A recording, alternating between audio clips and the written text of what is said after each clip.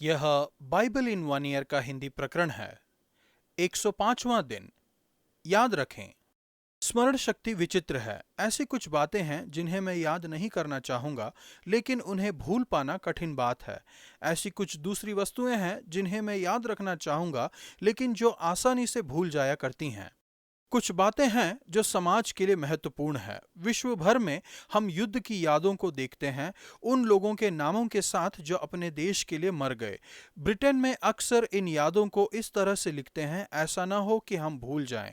जैसा कि जॉर्ज सेंटेयाना ने कहा, जो लोग भूतकाल भूल जाते हैं वे इसे दोहराते हैं। हमारे पास अपनी यादों के ऊपर नियंत्रण है। ऐसी कुछ बातें हैं जिनके विषय में बाइबल में लिखा है कि भूल जाओ। ऐसी दूसरी वस्तुएं हैं जिनके विषय में बार बार लिखा है कि याद रखो। आप चुनाव कर सकते हैं कि आप क्या भूलना चुनते हैं और आप क्या याद रखना चुनते हैं। शब्द याद रखो इसके विभिन्न इब्रानी और ग्रीक रूप में बाइबल में 250 बार दिखाई देता है। यह बहुत आसान है कि वह सब भूल जाएं जो परमेश्वर ने आपके लिए किया है। यह महत्वपूर्ण है कि अपने जीवन में भूतकाल में देखें और चर्च के इतिहास में स्थानीय और ग्लोबल रूप से उन सभी चीजों को याद करने के लिए जो परमेश्वर ने की हैं। अंतिम प्रभु भोज के दिन यीशु ने कम्युनियन सभा की शुरुआत की ताकि हम विश्व इतिहास की केंद्रीय घटनाओं को न भूल जाएं। यीशु की मृत्यु और पुनरुत्थान। भजन संहिता 45 का 10 से 17। हमेशा यीशु को याद रखें। पीढ़ियां आती हैं और जाती हैं, लेकिन यीशु का नाम सदा सर्वदा याद रखा जाएगा। नए नियम ने इस भजन को यीशु पर लगाया। इब्रानियों 1 का 8। आरंभिक कलीसिया ने मसीह के साथ अपने संबंध को देखा जैसे कि दुल्हा और दुल्हन के बीच के संबंध में दिखाई देता है, जैसा कि यहाँ पर उनका वर्णन किया गया है। यीशु चर्च से प्रेम करते हैं। राजा तेरे रूप की चाह करेगा। भजन संहिता 45 का 11। हमें यीशु का सम्मान करना है, वह हमारे प्रभु हैं। मैं ऐसा करूंगा कि तेरे नाम की चर्चा पीढ़ी से पीढ़ी तक होती रहेगी। इस कारण देश देश के लोग सदा सर्वदा तेरा धन्यवाद करते रहेंगे। राजा यीशु सर्वदा याद रहेंगे। हर देश सर्वदा उनकी आराधना करेगा। प्रकाशित वाक्य 5 का 13। प्रभु यीशु, मैं आज आपकी आराधना करता हूँ। आप मेरे राजा और प्रभु हैं। हमारी सहायता कीजिए कि आपके नाम की चर्चा पीढ़ी से पीढ़ी तक करते रहें, ताकि देश देश के लोग सदा सर्वदा आपका धन्यवाद करते रहें। नया नियम लूका 16 का 19 से 17 के 10 तक। गरीबों को याद रखें। यदि आपके पास हर दिन खाने के लिए भोजन है, पहनने के लिए जूते हैं और आपके सिर के ऊपर छत है, तो आप बाकी विश्व की तुलना में अमीर हैं। और यदि आपके पास एक गाड़ी है या एक साइकिल है, तो आप बाकी विश्व से बहुत ज्यादा अमीर हैं। यह लेखांश व्यक्तिगत रूप से मेरे लिए एक चुनौती है।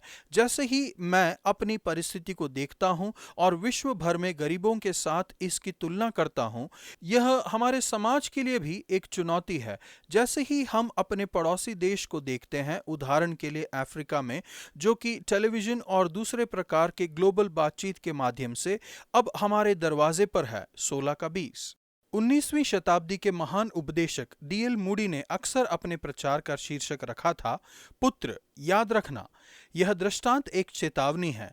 यह एक दृष्टांत है और इसलिए यह मृत्यु के बाद जीवन के विषय में एक पूर्ण शिक्षा नहीं है। उस अमीर व्यक्ति के लिए जिसने प्रतिदिन सुख विलास और धूमधाम के साथ रहने में अपना जीवन बिता दिया था, ऐसे व्यक्ति के लिए अब्राहम के वचन भयभीत करते हैं। हे पुत्र, स्मरण कर कि तू अपने जीवन में अच्छी वस्तुएं ले चुका है, और वैसे ही लाजर बुरी वस्तुएं। गरीबों के प्रति कार्य न करने के कारण उस अमीर व्यक्ति का न्याय किया गया था। मैं विश्व के एक धन संपदा युक्त वाले भाग में रहता हूँ। विश्व के अधिकतर लोगों के समान मैं हर दिन सुख विलास में रहता हूं। अमीर व्यक्ति लाजर की गरीबी को जानता था, क्योंकि वह घावों से भरा हुआ उसकी डेवड़ी पर छोड़ दिया जाता था। वह चाहता था कि धनवान की मेज पर की झूठन से अपना पेट भरे। आधुनिक मीडिया हमें बड़े पैमाने पर ग्लोबल गरीबी के विषय में जानकारी देती है। अभी कार्य करने का समय है। मेरे पास उस अमीर व्यक्ति से भी कम बहाने हैं। पुराने नियम में लोगों को मूसा और भविष्यवक्ताओं के वचन पर कार्य करने के लिए कहा गया था। हमें यीशु की मृत्यु और पुनरुत्थान को याद करने और जीने के लिए बुलाया गया है। फिर भी यह दृष्टांत अमीर होने पर एक प्रहार नहीं है, क्योंकि अब्राहम बहुत ही धनी था और वह स्वर्ग में दिखाई दिया। पैसे के प्रति अमीर व्यक्ति का प्रेम उसकी आत्मिक अवस्था को बताता है और पछतावे और विश्वास के आधार पर परमेश्वर के साथ संबंध की कमी को दिखाता है। जब वह अपनी गलती मान लेता है, तब वह अब्राहम से कहता है, यदि कोई मरे हुओं में से उनके मेरे 5 भाई पास जाए तो वे मन फिराएंगे। अब्राहम उत्तर देते हैं, जब वे मूसा और भविष्यवक्ताओं की नहीं सुनते, तो यदि मरे हुओं में से कोई जी भी उठे तो भी उसकी नहीं मानेंगे। यदि उस अमीर व्यक्ति ने मूसा और भविष्यवक्ताओं की बातों को सुना होता, तो उसने अवश्य ही पछतावा किया होता और परमेश्वर में अपना विश्वास रखा होता। यीशु के इस दृष्टांत को लिखते समय लूका अवश्य ही इस तथ्य को ध्यान में रख रहा था कि अभी हमारे पास उससे भी कम बहाने हैं, क्योंकि हमारे पास यीशु के मरे हुओं में से जी उठने का प्रमाण है। हमें पछताने और यीशु में विश्वास रखने की चुनौती दी गई है।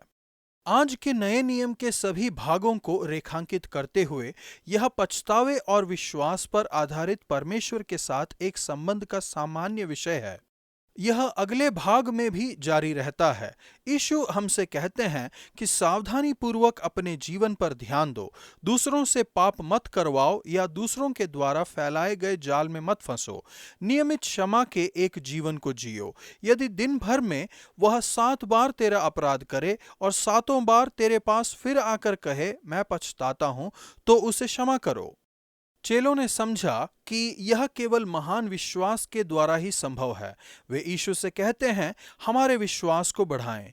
यीशु उत्तर देते हैं, यदि तुमको राई के दाने के बराबर भी विश्वास होता, तो तुम इस शहतूत के पेड़ से कहते कि जड़ से उखड़कर समुद्र में लग जा, तो वह तुम्हारी मान लेता। यह विश्वास है जो दीनता की ओर ले जाता है। परमेश्वर की सेवा करने में आप जो कोई काम करते हैं, आप कभी भी परमेश्वर को कर्जदार नहीं बना सकते हैं।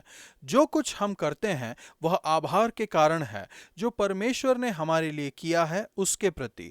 दिन के आखिर में हम केवल यही कह सकते हैं, हम अयोग्य सेवक हैं, हमने केवल अपना काम किया है। विश्वास एक मांसपेशी है जो खिंचाव के द्वारा बढ़ती है। एक तरीका जिससे हम अपने विश्वास को बढ़ाते हैं वह है वह करना जो परमेश्वर हमसे करने के लिए कहते हैं। यदि आप उन भयभीत करने वाले वचनों को नहीं सुनना चाहते हैं, पुत्र याद रखना, भविष्य में अब पछतावे में उत्तर देने का समय है। यीशु में अपना विश्वास बनाए रखें और अपने विश्वास को जिएं, विशेष रूप से गरीबों के लिए अपने उत्तर में। परमेश्वर दया कीजिए, मेरे पाप क्षमा कीजिए, हमेशा क्षमा करने में मेरी सहायता कीजिए, मेरे विश्वास को बढ़ाइए, मेरे आसपास के लोगों की ज़रूरतों को देखने के लिए मेरी आंखें खोलिए और अभी कार्य करने में मेरी सहायता करिए। पुराना नियम व्यवस्था विवरण 23 का 1 से 25 के 19 तक। याद रखिए कि परमेश्वर ने आपके लिए क्या किया है। इस पूरे लेखांश में परमेश्वर के लोगों को याद रखने के लिए कहा है। विशेष रूप से उन्हें याद रखना था कि वे मिस्र में दास थे और प्रभु उनके परमेश्वर ने उन्हें छुड़ाया। सच में आज का लेखांश इन वचनों के साथ समाप्त होता है, मत भूलो। फिर से गरीबों के साथ एक कड़ी है, क्योंकि वे मिस्र में दास थे। उन्हें उन लोगों को याद रखना चाहिए जो कष्ट उठा रहे हैं, अकेले जिनके पिता नहीं हैं, और विधवा उन्हें गरीब और जरूरतमंदों की देखभाल करनी है।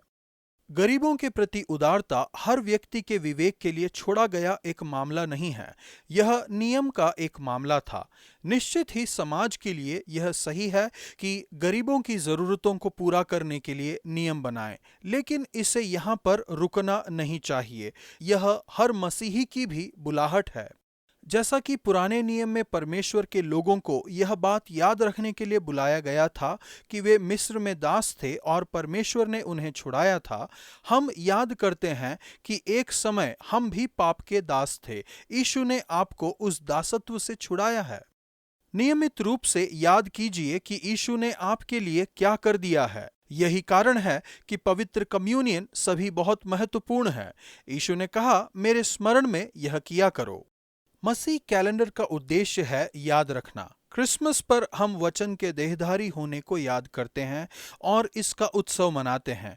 पेंतकोस्त के दिन हम पवित्र आत्मा के उंडेले जाने को याद करते हैं और इसका उत्सव मनाते हैं। मुख्य रूप से ईस्टर के दिन हम यीशु की मृत्यु और पुनरुत्थान को याद करते हैं और इसका उत्सव मनाते हैं। पुनरुत्थान मसीही कैलेंडर का सबसे मुख्य भाग है। आरंभिक दिनों से ही मसीहों ने यीशु की मृत्यु और पुनरुत्थान को याद रखा है। यीशु की याद में ली जाने वाली रोटी और दाखरस के उत्सव की एक सभा में, परमेश्वर आपका धन्यवाद यीशु की देह के लिए जो मेरे लिए दी गई और उनके लहू के लिए जो मेरे लिए बहाया गया। पवित्र आत्मा की सामर्थ्य के द्वारा आपका वचन और संस्कार मेरे विचार और यादें आप पर केंद्रित होने पाएं। सचेत रहो। लूका 17:3। जैसा ही मैं उस अमीर व्यक्ति और लाजर की कहानी को देखती हूँ, तब मैं सोचने लगती हूँ कि वह आदमी कितना भयानक था। मैं उसकी तरह नहीं हूँ, मैं ठीक हूँ। लेकिन तब मुझे अपने आप से पूछने की आवश्यकता है, मैं गरीबों की कितनी चिंता करती हूँ और मैं समझती हूँ कि अब भी कितना करना बाकी है। 16:19। और फिर एक व्यक्ति है जिसके पाप आपके विरोध में दिन में 7 बार हुए हैं और वह 7 बार आकर क्षमा मांगता है। 17:4। एक व्यक्ति उनसे कह सकता है कि यदि तुम सच में पछता रहे हो तो तुम बार बार इसे नहीं करोगे। इसमें कोई आश्चर्य नहीं है कि प्रेरितों ने 5वें वचन में कहा, हमारे विश्वास को बढ़ाएं, मेरे भी विश्वास को। आज का वचन, परंतु तेरा परमेश्वर यहोवा ने बिलाम की ना सुनी, किंतु तेरे परमेश्वर यहोवा ने तेरे निमित्त उसके शाप को आशीष से पलट दिया, इसीलिए कि तेरा परमेश्वर यहोवा तुझसे प्रेम रखता है। व्यवस्था विवरण 23:5।